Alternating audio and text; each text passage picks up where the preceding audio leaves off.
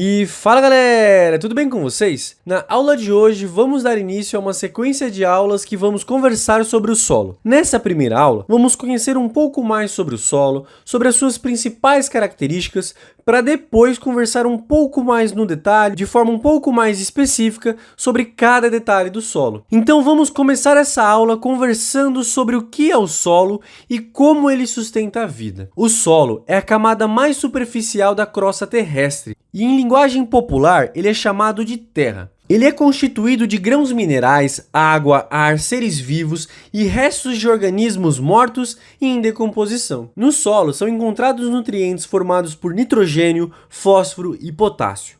Esses elementos e muitos outros formam o corpo dos seres vivos. Com a morte desses seres, os elementos são liberados do solo e transportados pela água. As raízes das plantas absorvem esses nutrientes e as plantas, por sua vez, servem de alimentos para outros seres vivos, inclusive para nós seres humanos, correto? Se não conservado ou manuseado de maneira correta, o solo pode perder os nutrientes e deixar de ser fértil. Quando isso ocorre, as plantas não crescem e, em decorrência disso, os seres vivos que dependem delas perdem a sua fonte de alimento. E você já começou a imaginar quais problemas isso gera, correto? Agora vamos conversar sobre a formação do solo. O solo, ele acaba sendo resultado de diversas transformações naturais que ocorrem numa rocha, que acabam caracterizando o chamado intemperismo. O intemperismo, ele transforma uma rocha dura, a rocha-mãe, num material menos resistente, que se desintegra com uma certa facilidade. Os solos, eles podem ser formados então pela sedimentação de partículas da rocha-mãe, como os grãos de areia transportados pelo mar e as partículas de argila depositadas na beira dos rios. As condições climáticas, a inclinação do terreno, no caso o relevo, os organismos vivos e o tempo também atuam na formação do solo. O processo de formação do solo geralmente se estende por centenas ou milhares de anos.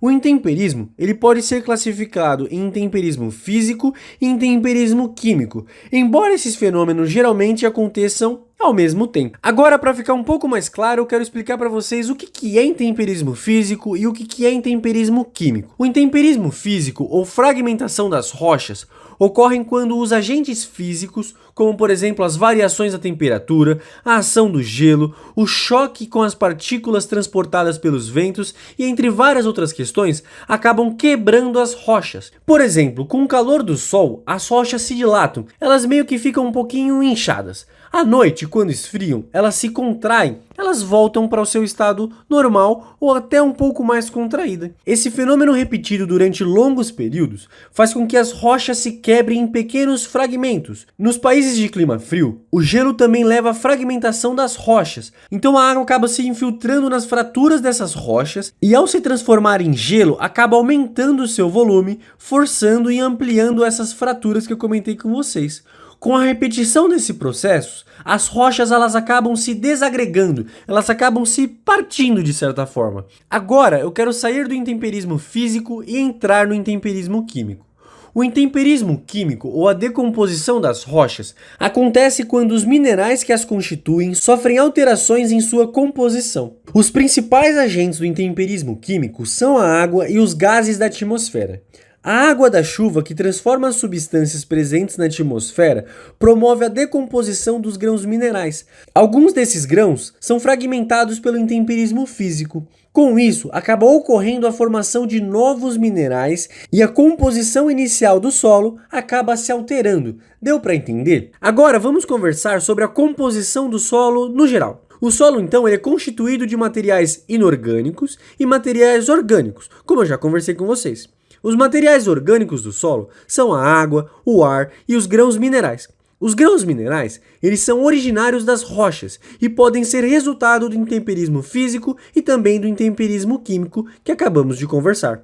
De acordo com o tamanho, esses grãos eles são classificados em areia, silt e argila. A areia é um material mineral composto de grãos maiores, com um tamanho entre 0,06 e 2 milímetros. O silt, ele acaba sendo composto de grãos com um tamanho entre 0,004 e 0,06 milímetro. Já a argila é constituída dos menores grãos minerais do solo, com um tamanho inferior a 0,004 milímetro. Deu para entender a diferença entre eles? Agora vamos sair dos materiais inorgânicos do solo e vamos conversar sobre os materiais orgânicos do solo. Esses materiais orgânicos, eles são os organismos vivos, os insetos, as minhocas, as bactérias, os fungos, entre vários outros. Mas um outro componente desse material orgânico do solo é a matéria em decomposição, como os restos de folhas e galhos de plantas, fezes de animais, entre vários outros. Juntos, esses materiais acabam formando um material de coloração escura, conhecido como humus, que acaba favorecendo o enraizamento das plantas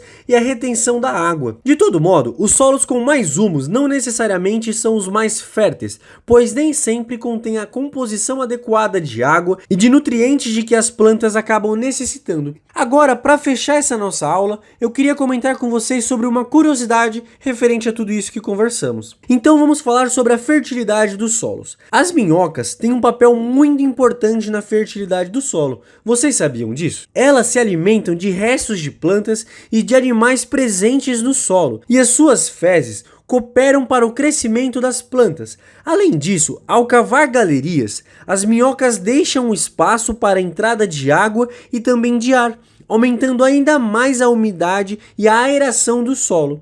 Outros organismos também cooperam para a fertilidade do solo. As formigas, por exemplo, também cavam essas galerias, arejando o solo, e as bactérias e os fungos acabam decompondo os materiais orgânicos do solo e ajudam a liberar os nutrientes necessários para o desenvolvimento das plantas.